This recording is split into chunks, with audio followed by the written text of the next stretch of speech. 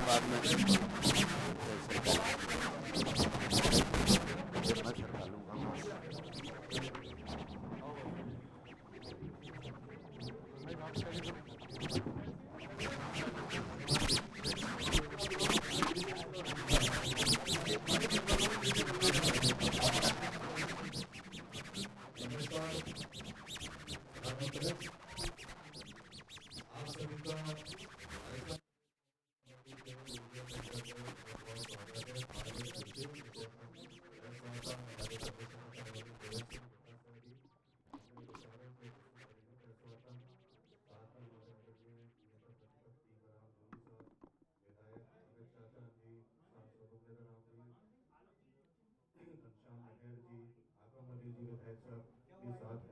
आमंत्रित करता हूँ आदरणीय प्रदेश अध्यक्ष जी आपको संबोधित करें। दोनों चालू है। ये ले थोड़ा आवाज है, आवाज तो बुलंद है ही। सबसे पहले आप सभी पत्रकार बंधुओं का प्रदेश कांग्रेस कमेटी के इस पवित्र प्रांगण में हार्दिक स्वागत है, अभिनंदन है। आज मेरे साथ में हमारे नेता प्रतिपक्ष टीकाराम जूली साहब भी आपसे इस अरावली के मामले में रूबरू होंगे। हम प्रदेश कांग्रेस कमेटी की तरफ से अपनी बात कहेंगे, आपके सवालों का जवाब भी यथासंभव हम लोग देंगे। मैं निवेदन करना चाहता हूं कि भारतीय जनता पार्टी की सरकार जब से केंद्र में बनी है, संवैधानिक संस्थाओं का दुरुपयोग, उनकी स्वायत्तता को खत्म करना और केवल जो माफिया हैं उनके हित के लिए कार्य करना, ये इनकी नीति रही है। और मैं जो खुलासा करूंगा आपको, मैं समझता हूं कि समझाने में मैं कामयाब रहूंगा कि किस तरीके से संगठित गिरोह के रूप में इस देश की खनिज संपदा को लूटने के लिए काम कर रहे हैं। जो नया ताजा मामला आया है कि अरावली को ही लूटने का षड्यंत्र इन्होंने पूरा कर लिया है। जो सुप्रीम कोर्ट में रिपोर्ट इन्होंने केंद्र सरकार के दबाव से दिलवाई है, उसके बाद में यह स्पष्ट हो गया है कि खनन माफियाओं के लिए उन्होंने 90% हमारी अरावली, जो हमारी जीवन रेखा है, हमारे लिए पर्यावरण हो, चाहे धूल भरी आंधियों से हमें बचाने की बात हो, चाहे हमारे लोगों के लिए आस्था का केंद्र हो, चाहे हमारे किसानों की पशुधन की आजीविका के रूप में वो लोग बाग इसका काम लेते हों, उनके सबके ऊपर कैंची चलाने का, हथौड़ा चलाने का काम किया है। अब इसके बाद में जो सुप्रीम कोर्ट का फैसला आया 20/11/25 का, उसके बाद में 90% अरावली समाप्त हो जाएगी, यानी खनन माफियाओं के हवाले कर दी जाएगी। ये प्रयास काफी दिनों से इनके द्वारा किए जा रहे थे, लेकिन अब सोची समझी साजिश के तहत केंद्र में राजस्थान से, अलवर से जीते हुए माननीय सांसद भूपेंद्र यादव जी को मंत्री बनाना, वहीं से अलवर से ही संजय जी को उनका मंत्री बनाना, और एक पर्ची से अनुभवहीन व्यक्ति को सत्ता सौंपना जिससे वो अपने विवेक का इस्तेमाल नहीं कर सके और राजस्थान के साथ में न्याय नहीं कर सके, जो केंद्र करे, जो मनमानी करे, उस मनमानी में हंसकर के सहयोग करे, इस तरीके की व्यवस्था यहां पर राजस्थान में कर दी गई। मुझे बड़ी तकलीफ हो रही है कि आज राजस्थान में माइनिंग मिनिस्टर शायद मुख्यमंत्री जी हैं, गृह मंत्री शायद मुख्यमंत्री जी हैं, और वन पर्यावरण मंत्री केंद्र के राजस्थान से हैं। तो इन्होंने मिलकर के एक षड्यंत्र किया और इस पूरी की पूरी अरावली को, जो हमारी आस्था, हमारी जीवन रेखा, उसको खत्म करने की दिशा में ये लोग बात आगे बढ़ रहे हैं। इनका ये कहना है कि 0.191 में ही खनन होगा, लेकिन ये भूल रहे हैं कि 68,000 एकड़ विशाल क्षेत्र खनन माफियाओं के हवाले करने की इन्होंने तैयारी कर ली है। जो जवाब आ रहा है वो खनिज मंत्री का नहीं आ रहा है,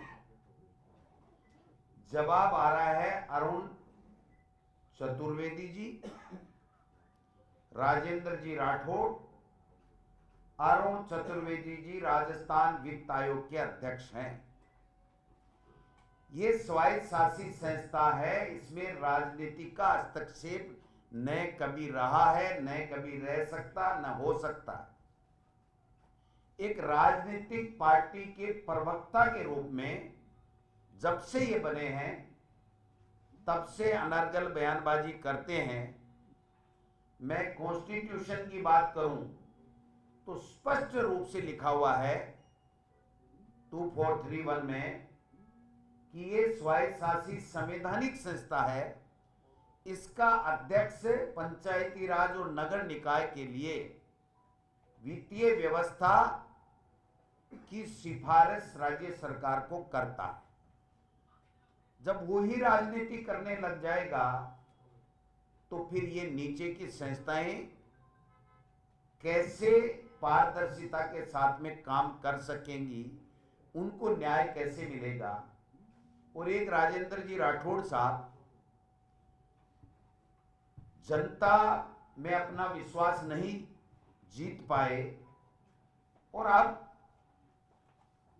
प्रवक्ता के रूप में भारतीय जनता पार्टी की सरकार की गैर कानूनी, जन विरोधी नीति, योजना और कार्यों को जस्टिफाइड करके अपनी समय व्यतीत कर रहे हैं। माननीय मुख्यमंत्री जी को बताना चाहिए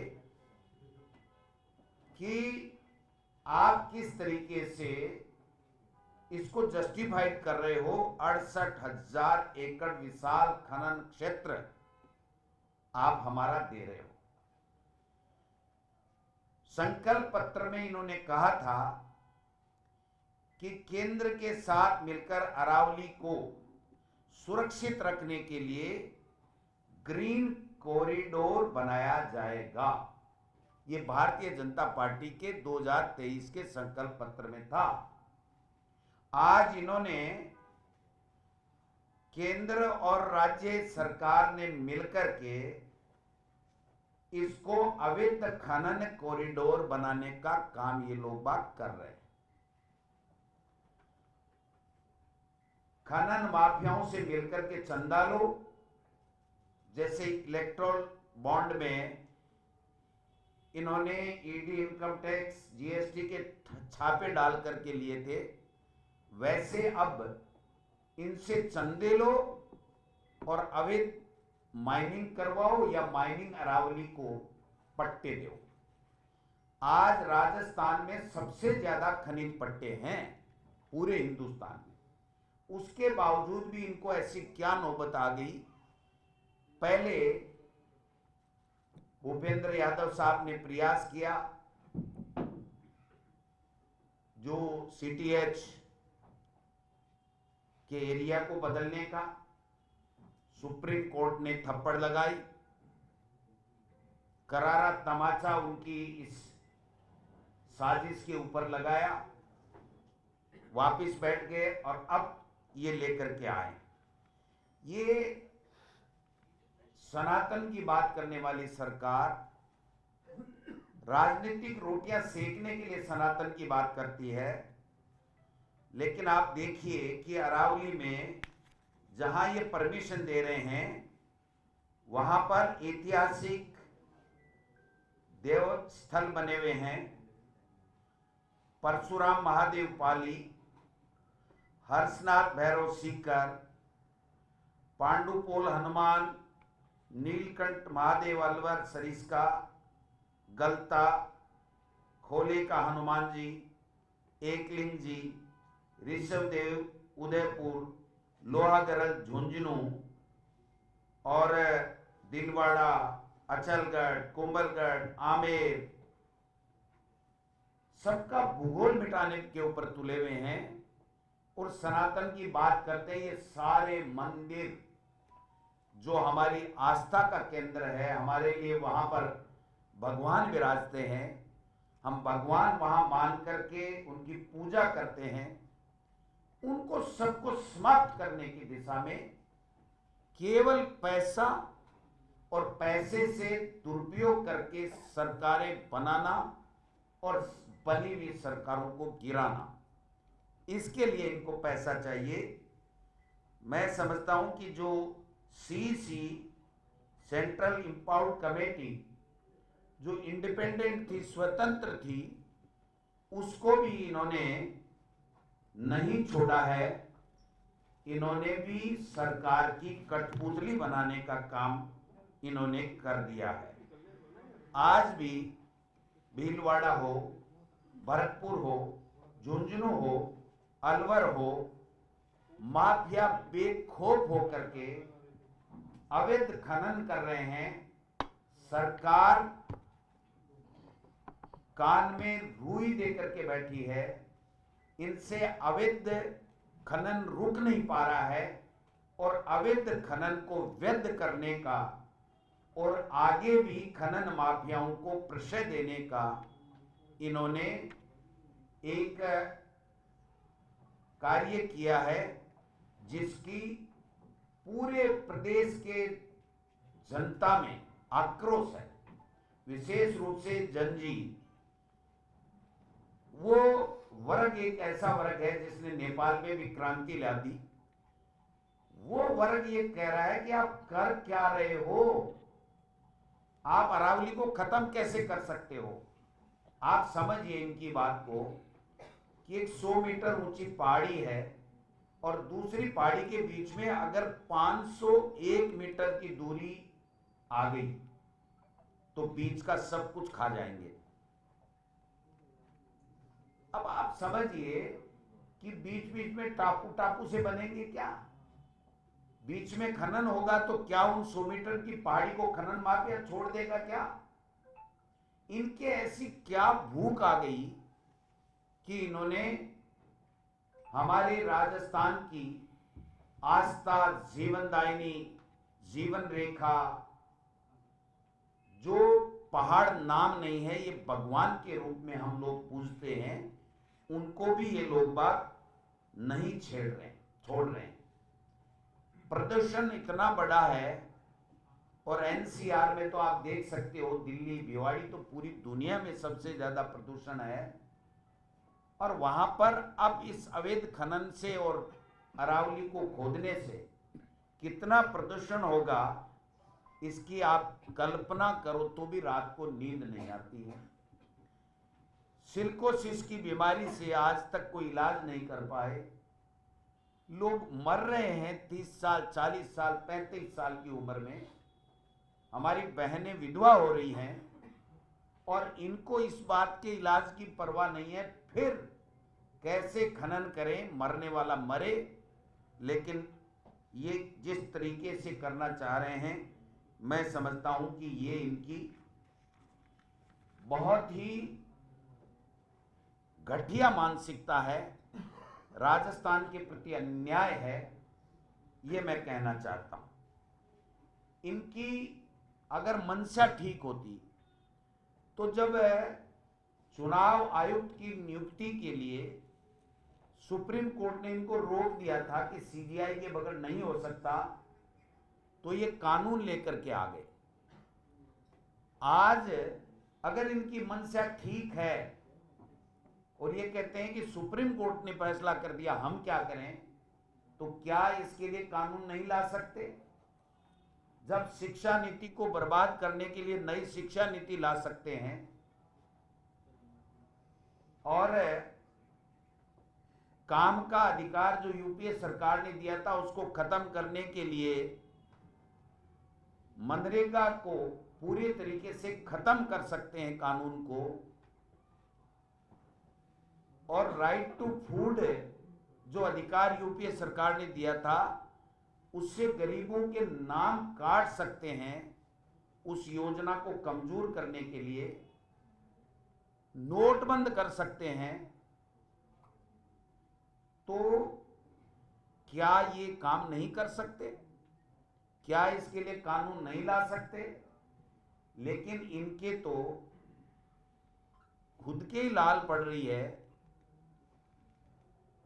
हमारे एक कहावत है कि भाई जी बीन के ही लाल पड़े ना जन्नती के करे,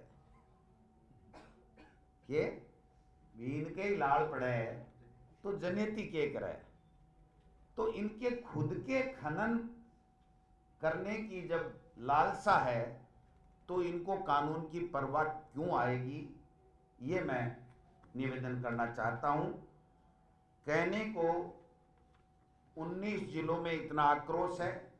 अब प्रदेश कांग्रेस कमेटी ने तय किया है कि हम ये नहीं होने देंगे, जनता में जन जागरण करेंगे, आंदोलन करेंगे, धरना प्रदर्शन करेंगे और हम सबको साथ लेंगे। केवल कांग्रेस का पार्टी की तरफ से हम कार्यक्रम करें वो अलग बात है, लेकिन पार्टी की दलगत राजनीति से ऊपर उठ करके जनता के साथ मिलकर के सबको साथ लेकर के हम लोग इसके खिलाफ आंदोलन करेंगे। हमने तय किया है कि अभी हमारा मनरेगा का जो स्वरूप चेंज कर दिया, काम का अधिकार का कानून एक तरीके से खत्म कर दिया, तो उसका कार्यक्रम चल रहा था। जल्दी हम जिला कांग्रेस कमेटियां, ब्लॉक कांग्रेस कमेटियां और मंडल और बूथ और नगर कांग्रेस कमेटियां, उन सब में पहले कांग्रेस पार्टी के कैडर को सक्रिय करके जन जागरण अभियान चलाएंगे, इसका विरोध प्रदर्शन करेंगे। फिर हमारे प्रदेश की हमारी जो कोऑर्डिनेशन कमेटी है, जो प्रमुख नेता 20-25 उसमें शामिल होते हैं, उनको प्रदेश कांग्रेस कमेटी बुलाएगी और बुला करके इन 19 जिलों में किस प्रकार से जन जागरण करके इस अरावली को बचाया जाए, केंद्र सरकार को मजबूर किया जाए कि ये वापस कानून ला करके या सुप्रीम कोर्ट में रिव्यू डाल करके इस फैसले को तुरंत बदलवाएं। इसके लिए हम एक विस्तृत कार्य योजना हम लोग आपके सामने दोबारा रखेंगे, क्योंकि पहले हम हमारे कैडर को एक्टिव करके उनके माध्यम से हमारे कार्यकर्ताओं को जगाएं।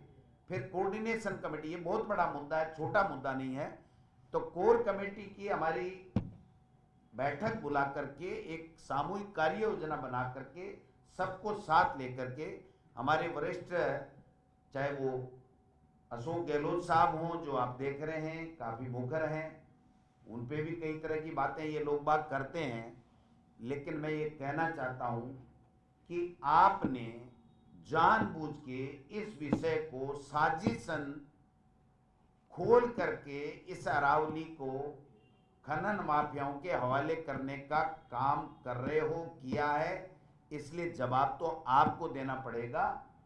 और मैं तो कहता हूं कि जब तक मुख्यमंत्री या प्रधानमंत्री इसके बारे में पूरी तरीके से संतोषप्रद जवाब नहीं दें, तब तक हम लोग जन आंदोलन बनाएंगे, सबको साथ लेकर के चलेंगे और आपके सामने हमारी कार्य योजना जल्दी सामने आएगी कि किस प्रकार हम लोग, जैसे हमारे मध्य प्रदेश में कांग्रेस के लोगों ने नर्मदा बचाओ यात्रा का कार्यक्रम किया था, उसी तरीके से उसी तर्ज के ऊपर अरावली बचाओ यात्रा करें या दूसरी बात करें। ये बात हम कुछ ही दिन में हमारी कोऑर्डिनेशन कमेटी की बैठक के बाद में आपको बताएंगे।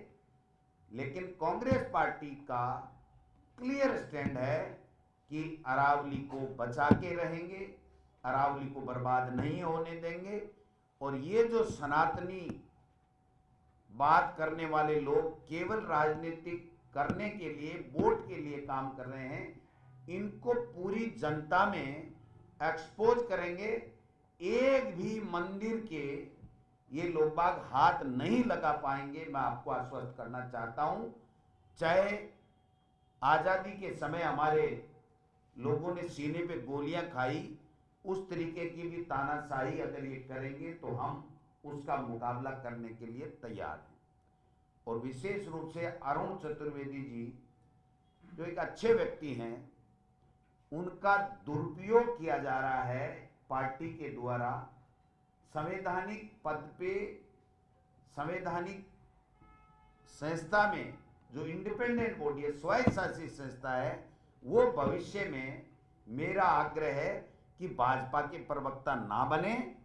ये मर्यादाओं का उल्लंघन है, संवैधानिक व्यवस्था के भी खिलाफ है, ये मैं कहना चाहता हूं। बाकी मैं जूली साहब से निवेदन करूंगा कि वो अपनी बात कहें, फिर जो आप सवाल कोई पूछेंगे तो उनका भी हम जवाब देंगे। मैं टीकाराम जूली साहब से निवेदन करना चाहता हूँ। जी, रफीक जी, आनंद जी, चचान साहब, मेयर साहब, हमारे एमपी साहब, हाकिम जी, स्वर्णिम जी, सभी पत्रकार साथियों, ये इशू बहुत गंभीर हो चला है और अब इससे आम जन भी जुड़ गया है। मैं अपनी बात पहले भी कई बार इस विषय को लेकर कह चुका हूं। मैं कल मुख्यमंत्री जी का एक जो बयान था उसको मैं कोट करके कहना चाहूँगा कि कल मुख्यमंत्री जी कह रहे थे कि अरावली का मैं कुछ नहीं बिगड़ने दूंगा। तो मैंने कहा, कल मीडिया में भी कहा था मैंने कहा ऊपर वालों से पूछ लिया क्या आपने? पहली बार ऐसा लग रहा है कि बिना पर्ची के आप बोले हो और आप अरावली का कुछ नहीं बिगड़ने देंगे। तो इसके लिए आप क्या राजस्थान में कोई ऐसा प्रावधान लेके आएंगे या भारत सरकार से बात करेंगे, मोदी जी से बात करेंगे और इसके लिए कानून कुछ अलग बनवाएंगे? क्योंकि जो कानून अब लागू कर दिया दिल्ली ने, तो उसका विरोध करेंगे, क्या करेंगे ये स्थिति भी अपनी स्पष्ट करें। क्योंकि मुख्यमंत्री जी अब तक जो है, जैसा अध्यक्ष जी ने कहा, कभी चतुर्वेदी जी को, कभी राजेंद्र राठौड़ जी को, इनको ही आगे कर रहे हैं। खुद अभी तक इसमें स्पष्ट रूप से अपनी बात उन्होंने नहीं कही है। तो मैं सभी मीडिया के माध्यम से मुख्यमंत्री जी से अनुरोध करना चाहूँगा कि वो इसमें अपनी राय स्पष्ट करें कि कल जो आपने भाषण के अंदर कही है कि मैं अरावली का कुछ नहीं बिगड़ने दूंगा, वो किस प्रकार से आप उस पर रोक लगाएंगे, राजस्थान की जनता जानना चाहती है। जिस प्रकार से भूपेंद्र यादव जी, जो कि हमारे अलवर से ही आते हैं, मैंने कल भी बताया था कि उन्होंने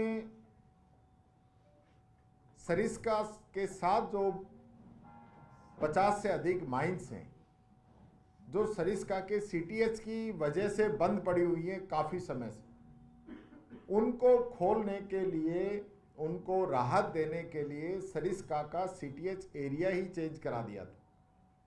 वापस उनको सुप्रीम कोर्ट से फटकार लगी और वापस अब उस पर आपत्तियां मांगी जा रही हैं। तो इनकी मंशा पहले दिन से साफ है कि ये राजस्थान की संपदा को अपने मित्रों को देना चाहते हैं और उस पूरे प्रकरण के अंदर इन पे करोड़ों रुपए के, सैकड़ों करोड़ों रुपए के आरोप भी लगे हैं। खुद इनकी पार्टी के लोगों ने इस चीज को लेकर शिकायत भी की है। वहां के एक माइंस ओनर ने भी शिकायत की है पीएमओ को। तो जो इरादे इन लोगों के हैं वो अपने उद्योगपति मित्रों को फायदा देने के लिए ये पूरा अभियान चल रहा है। और भूपेंद्र यादव जी ने जो बताया कि मात्र 0.17 इस प्रकार का कोई एरिया वो खोलने की बात कर रहे हैं, उसी से ही 68,000 हेक्टेयर एरिया बनता है। तो इतना एरिया खुलने के बाद में क्या हालत राजस्थान की होगी, ये भी मैं पूछना चाहता हूं इनसे। ये दिल्ली का AQI लेवल 500 से कम करने के लिए तंदूर तक बैन कर रहे हैं, तंदूर तक। निर्माण कार्य, कोई बेचारा अपना मकान बना रहा है वो भी ये बंद कर रखा है इन लोगों ने। अलवर में भी बंद कर रखा है क्योंकि अलवर NCR में आता है। तो जब ये सारी चीजें आप बंद कर रहे हो, गाड़ियां बंद कर रहे हो, मकान बंद कर रहे हो, तंदूर बंद कर रहे हो, तो 68,000 हेक्टेयर का एरिया खोलने के पीछे क्या मंशा है आपकी, ये भी हम जानना चाहते हैं। पूरे देश के सामने जब एक संकट इस प्रकार का खड़ा हो गया पोल्यूशन का, और पूरी दुनिया बार बार जलवायु परिवर्तन पे बैठ के कर रही है, और ये रिसर्च में भी ये साबित हो गया कि अरावली की जो पहाड़ियां हैं वो रेगिस्तान को आगे बढ़ने से रोक रही हैं, वो टेम्परेचर को आगे बढ़ने से रोक रही हैं। कि नहीं तो गर्मी में टेम्परेचर 70 डिग्री तक चला जाएगा। और जहां राजस्थान में पानी नहीं है वह वाटर रिचार्ज का काम भी है अरावली की पहाड़ियां कर रही हैं। तो आपकी जो मंशा है, जहां हम अरावली को अपनी माता मानते हैं, लाइफ लाइन मानते हैं, राजस्थान के फेफड़े मानते हैं, धार्मिक आस्था के सारे बड़े बड़े मंदिर अध्यक्ष जी ने अभी बताया आपको, वो सारे इस अरावली माता की गोद के अंदर है। तो आप किस प्रकार से इसका चीर हरण करना चाहते हैं, आपकी मंशा क्या है, क्यों आप राजस्थान की संपदा को लुटाना चाहते हैं? मेरा आप पे आरोप है, मुख्यमंत्री जी पे भी आरोप है कि वो चुप क्यों हैं। आप अपने उद्योगपति मित्रों को राजस्थान की सारी संपदा लुटाना चाहते हैं, ये बात मैं कहना चाहूंगा। आगे आपको जो भी क्वेश्चन है माननीय अध्यक्ष जी और हम आपके बीच में हैं। 19 जिले की आप अभी बोल रहे थे कि 19 जिले से हम प्रोग्राम डिसाइड करेंगे, तो कब तक प्रोग्राम ये आ जाएगा? आपका महीने डेट अभी बताया ना।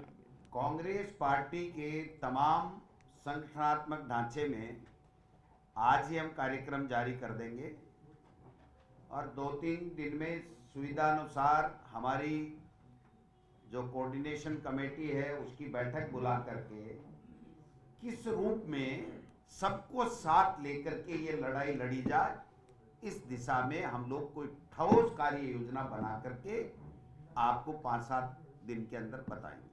ये कहना ये है, मैं तो अपनी ओर से चाहे केंद्र की हमारी सरकार हो चाहे राज्य की सरकार हो, मैं वही कुछ कर रहा हूँ जो कांग्रेस करके गई, उसमें खाली थोड़ा सा संशोधन कर लेता हूँ, बाकी अपनी तरफ से तो मैं कुछ कर ही नहीं रहा हूँ। फिर भी कांग्रेस तक क्यों हल्ला कर रहे हैं? उन्हीं के कामों को तो मैं आगे बढ़ा रहा हूँ। चंदा दो पहाड़ दो, ये बीजेपी है। CBI इनकम टैक्स ED के छापे डालो और इलेक्ट्रॉल बॉन्ड में पैसा लो। ये जो खनन का काम करने वाले हैं वेदांता लिमिटेड, 226 करोड़ बीजेपी को दिया है। अल्ट्राटेक सीमेंट 22 करोड़ दिया है। द रेमको सीमेंट 25 करोड़ दिया है। JK सीमेंट 15 करोड़ दिया है। बंडर सीमेंट 10 करोड़ से अधिक दिया है। भाई साहब, हमने किया होता ना तो ये धरती और आसमान एक कर देते।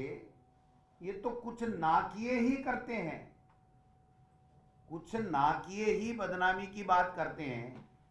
आप बताओ, पेपर लीक में मगरमच्छ पकड़ेंगे, किसको पकड़ा इन्होंने? है कोई? जल जीवन मिशन में 1000 करोड़ का घोटाला हो गया, कितने आईएएस जेल में गए, कितने के ऊपर इन्होंने परमिशन दी, कितने लोगों को क्या क्या भ्रष्टाचार में इन्होंने कार्रवाई की। पिक एंड चूज चल रहा है।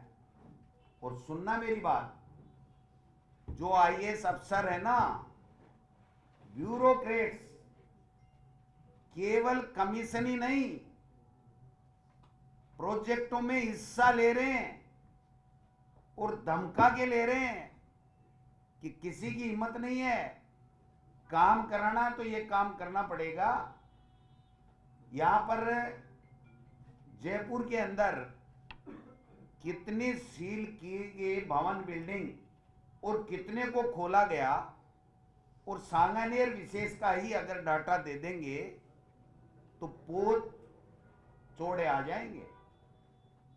इसलिए भारतीय जनता पार्टी लोगों को गुमराह करती है, केवल और केवल धार्मिक उन्माद फैला करके अपनी राजनीतिक रोटियां सेकती है, भ्रष्टाचार में आकंठ में डूबी हुई है और इस तरीके के खेल करती है जिससे उनका राजस्थान और राजस्थान के अस्तित्व, राजस्थान का मान सम्मान, उससे जनता के भावनाओं से उनका कोई लेना देना नहीं है।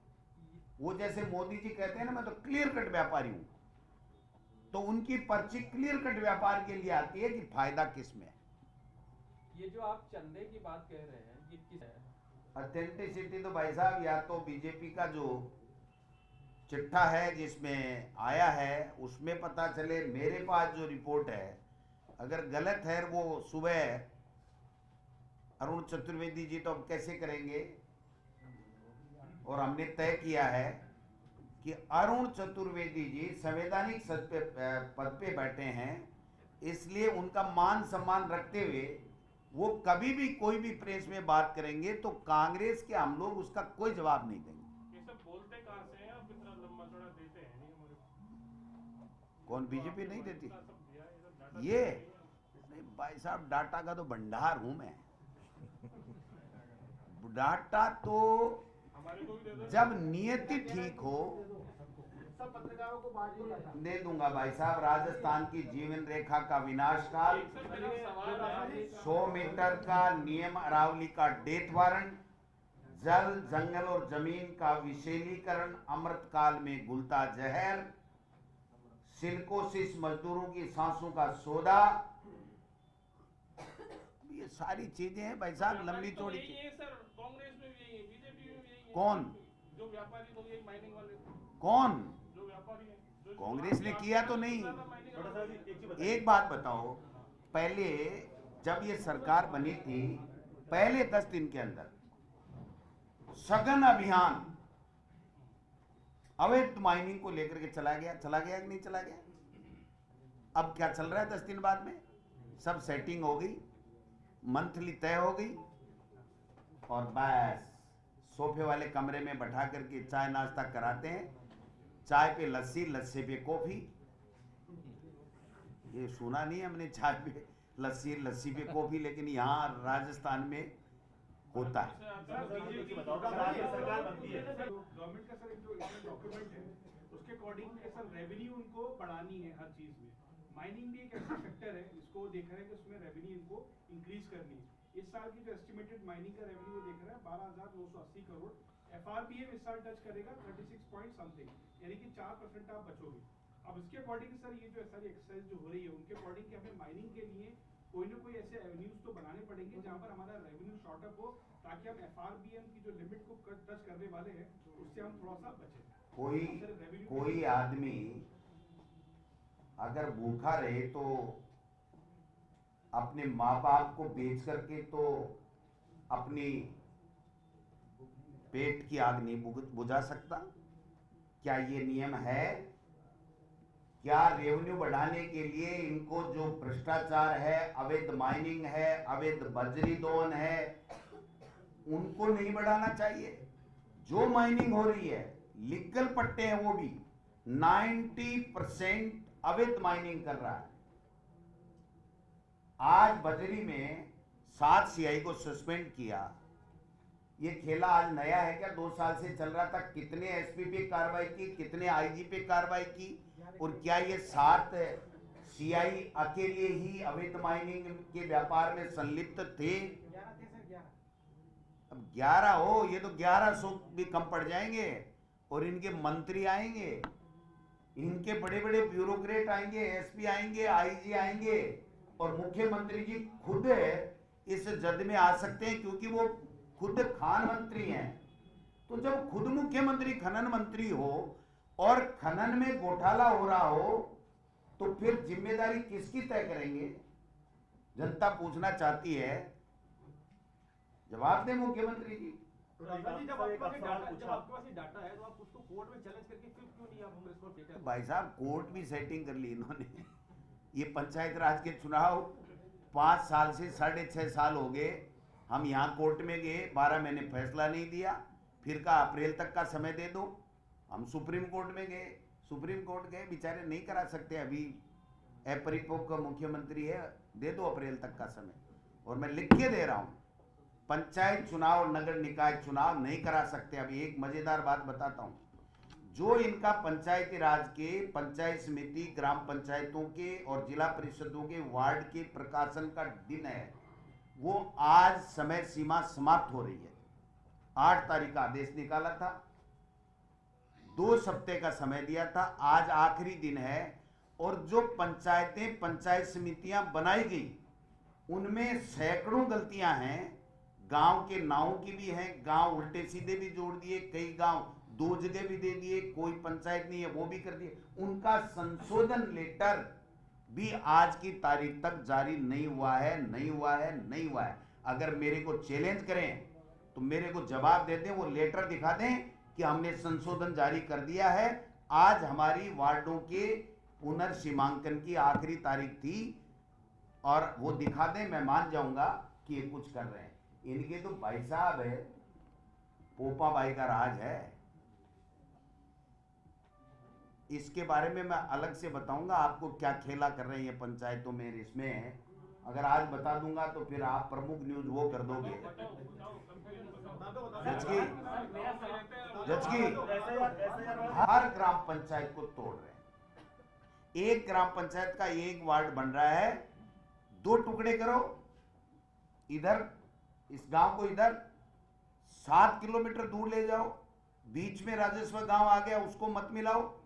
ये बीजेपी का वार्ड बनना चाहिए। बीजेपी का कैसे प्रधान बने, प्रमुख बने इस दिशा में। और मैं आपको बाकायदा ऑथेंटिक रूप से कह रहा हूं कि इस सारी साजिश के पीछे एक हारा हुआ जनप्रतिनिधि, जो जनप्रतिनिधि नहीं बन सका, वो जिला कलेक्टरों से बात करता है, किस कैपेसिटी से बात करता है मेरे समझ में नहीं आया। हर जगह साफे ओढ़ रहा है, मैंने पंचायत समिति बना दी। राजेंद्र राठौड़ साहब और अरुण चतुर्वेदी जी और घनश्याम तिवारी जी किस हैसियत से राजस्थान के ग्राम पंचायतों का और नगर निकायों का परिसीमन कर रहे हैं, आप बता दीजिए। और जब मुख्यमंत्री के पास लेके जाते हैं तो यार मेरे को पता नहीं है, मेरे को तो कुर्सी मिल गई, राजेंद्र राठौड़ जाने, अरुण चतुर्वेदी जाने। तो इससे बड़ा दुर्भाग्य इस राजस्थान का कोई हो नहीं सकता। लेकिन हम भी जोर क्या करें भाई साहब, आ गई पर्ची, खुल गई लॉटरी, क्या करें। सर मेरा सवाल ये, सुप्रीम कोर्ट ने अरावली की डेफिनेशन के लिए जो कमेटी बनाई थी, उसने अपनी रिसर्च में ये पाया कि राजस्थान में 9 जनवरी 2006 से ये 100 मीटर वाला नियम चल रहा है। और इसकी जो सबसे पहले जो एक 2002 में एक समिति बनी थी, उसने जो रिचर्ड मर्फी लॉ था उसको अपना नीति में अपनाया, और उसके आधार पर इस कमेटी ने सिफारिश की है। इस पर क्या कहेंगे आप? 2010 में दोनों जगह हमारी सरकार थी, राजस्थान में भी थी और वहां भी थी। लेकिन जो कमेटी स्वतंत्र होती है, उसने कुछ भी रिपोर्ट दी होगी, राजस्थान की सरकार में ये मत बना कि ये ठीक नहीं है, और सुप्रीम कोर्ट को उस वक्त सूचित किया गया कि राज्य सरकार की मंशा ये है, तो सुप्रीम कोर्ट ने खारिज कर दिया। और इन्होंने दबाव बना करके उस स्वतंत्र एजेंसी से दोबारा रिपोर्ट दिला करके सरकार की मंशा के मुताबिक दोबारा दिला करके और फिर किया गया। तो मैं पूछना चाहता हूं कि उस वक्त नहीं हुआ तो वही काम आप कर लो ना, आप रिव्यू लगाओ, आप उसके लिए कॉन्स्टिट्यूशनल कोई बेंच की गठन की बात करो, लीगल कोई उसकी बात करो, आप संवैधानिक पीठ को सौंपो, या आप कानून चेंज कर दो, जैसे सीजीआई को इलेक्शन कमीशन के नियुक्ति से हटाया था वैसे कर दो। अगर आपकी मंशा ठीक है तो कर सकते हो, लेकिन इनकी मंशा ठीक नहीं है। अध्यक्ष जी, कल मुख्यमंत्री जी ने ना तो छेड़छाड़ होने देंगे ना माइनिंग होने देंगे, क्या उनकी बात पर भरोसा नहीं है आप लोगों को? वो तो रोजाना कहते हैं भ्रष्टाचार मुक्त हो गया, भ्रष्टाचार नहीं होने दूंगा, और दोनों हाथों से खा रहे हैं लोग, दोनों हाथों से खा रहे हैं उनकी आंख के नीचे, और उनको पता है वो कुछ नहीं कर रहे हैं। और मुझे तो शक होता है कि कहीं ऊपर से ये पर्ची आ गई, चुपचाप बैठने के लिए कुर्सी देती है, इस तरह की बातें नहीं करोगे आप। डोटासरा जी, आपने जिन कंपनियों का नाम लिया, टेक वंडर सीमेंट्स, क्या ये आप एस्टैब्लिश कर सकते हैं कि जो चंदे की आपने बात की उसके एवज में इन लोगों को माइनिंग के कॉन्ट्रैक्ट? नहीं, मेरा ये सवाल ही नहीं था। तो ये आप आरोप नहीं लगा? नहीं, मैं ये आरोप नहीं लगा रहा कि दे सकता है सर? नहीं, आप सुनो तो सही, आपकी भावना मैं समझ गया। मैं ये नहीं कहता कि ये चंदा नहीं देना चाहिए, नहीं दिया, हो सकता है कांग्रेस को भी दिया होगा, मैं ये नहीं कहता। मैं ये कहता हूं कि ये जो अरावली को खोल करके ये जो लोग राजस्थान के अंदर खनन का काम कर रहे हैं, उनसे बेजा लाभ लेकर के उनको फायदा पहुंचाया जाएगा। हमारा मकसद केवल और केवल अरावली बचाना है, दूसरा कोई मकसद आज की इस प्रेस कॉन्फ्रेंस का नहीं है।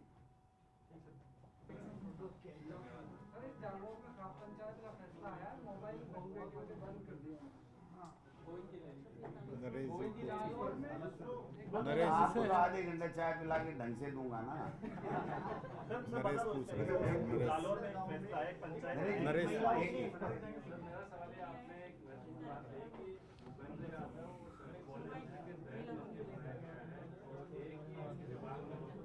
आप बताओ, भूपेंद्र यादव फाइनेंशियल मैनेजमेंट का केंद्र के लिए आदमी है कि नहीं है?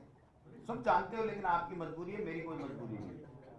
दूसरी बात, जब केंद्र का मंत्री अलवर का हो और अलवर का ही अगर कोई दूसरा मंत्री उसी विभाग का हो, तो क्या वो उसकी किसी भी बात का विरोध करने में सक्षम है? मैं संजय शर्मा पे आरोप नहीं लगा रहा, लेकिन वो तो डमी हो गया ना अपने डिपार्टमेंट के लिए। तो भूपेंद्र यादव करेगा, उसको मानना ही पड़ेगा, उसके पास कोई चारा नहीं है, ये कहना चाह रहा हूं।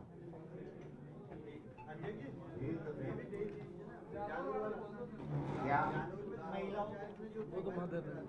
जालोर में एक पंचायत ने फैसला दिया है कि अब महिलाओं को मोबाइल जो है स्मार्टफोन नहीं अलाउ नहीं करेंगे। मैं तो कह रहा हूं कि सरकार को इन कुरीतियों को तत्काल रोकना चाहिए, सख्त कार्रवाई करनी चाहिए।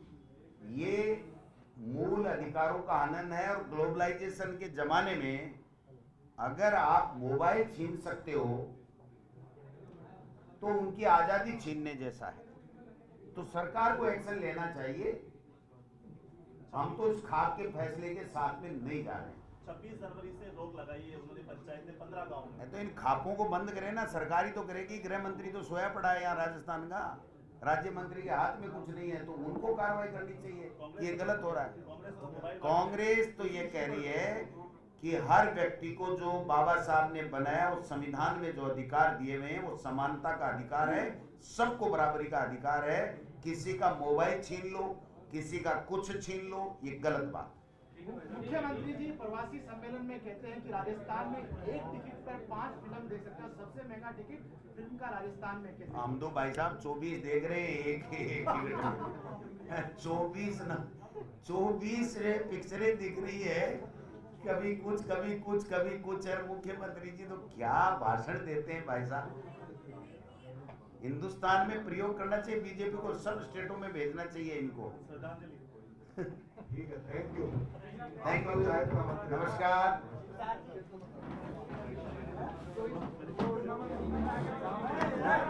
सर उनको करेक्शन करने के लिए बोलूँगा 5 की जगह 24 बोले। हाँ उन्होंने प्रवासी सम्मेलन में कहा जवाब तो ठीक दिया। अली बाबा 24।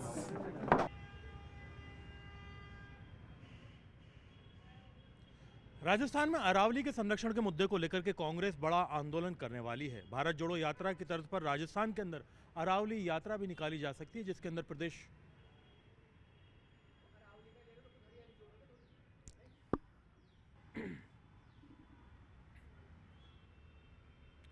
अरावली संरक्षण के लिए राजस्थान में कांग्रेस बड़ा आंदोलन करने वाली है। भारत जोड़ो यात्रा की तर्ज पर राजस्थान में अरावली यात्रा शुरू करने का प्लान है, जिसके अंदर प्रदेश भर के तमाम बड़े और प्राचीन मंदिरों से यात्रा हो सकती है। प्रदेश भर के अंदर जिस तरह से अरावली को लेकर के वार और पलटवार का दौर जारी है, लगातार कांग्रेस सत्ता के ऊपर हमलावर है। यहाँ पर आज आरोप भी लगाए गए कि जिस तरह से पहले सरिस्का के अंदर सीटीएच का दायरा हटा करके माइनिंग शुरू करने की कोशिशें की गई थी, ठीक उसी तरह से पूरे प्रदेश भर के अंदर बड़े माइनिंग माफियाओं को लाभ पहुंचाने के लिए अब अरावली का ये दायरा खोला जा रहा है, जिसमें 100 मीटर की जो परिभाषा है वो पूरे प्रदेश की अरावली को छलनी करने के रख देगी। वहीं पर अब प्रदेश भर के अंदर जिस तरह से इसमें जनाक्रोश बढ़ रहा है, कांग्रेस इसे अपने सियासी आंदोलन के इतर एक बड़ा जन आंदोलन बनाने की तैयारी कर रही है, ताकि इस तरह का आंदोलन बना करके सरकार के खिलाफ विधानसभा में भी घेराव किया जा सके और प्रदेश भर के अंदर यात्राएं चला करके, मंदिरों से यात्राएं निकाल करके एक संदेश दिया जा सके और अरावली के संरक्षण को लेकर के बात की जा सके। कैमरा पर्सन मान सिंह के साथ में अरबाज अहमद, न्यूज़ 18 के लिए जयपुर से।